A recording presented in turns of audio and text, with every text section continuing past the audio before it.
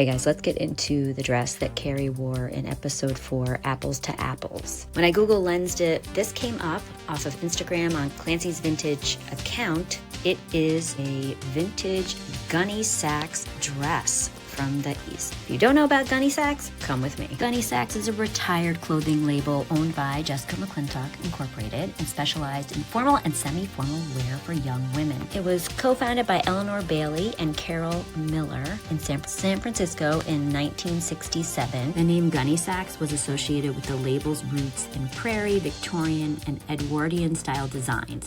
Information from Wikipedia, by the way. Here's a 1980s Gunne Sax dress. I remember Gunne Sax, high neck collar, buttoned up, and Carrie did not. She unbuttoned it and had it down, so it didn't really have that signature Gunne Sax collar look. This led me down more of a rabbit hole into a deeper dive of Jessica McClintock, who was very popular when I was in high school for prom dresses. Here we go. Look at that. I had a version of this dress. It did not have the lacy skirt part. The hanging sleeves, I'm not sure what that's called, were a white cream color and it matched the skirt part. And then I wore long black gloves. Cannot find the picture of me in it. But here are more designs. They were big time. In 1969, Gunne Sax hired McClintock, who was a former teacher with no formal training. I can't even believe that. In 1969, McClintock invested in the company and became the designer,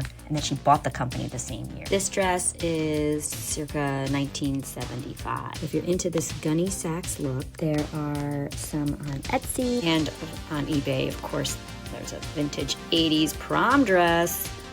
1960s floral Gunne Sax dress. Oof, that looks itchy. There you go. Thanks for taking the dive with me into this deep abyss of Gunne Sax and Jessica McClintock.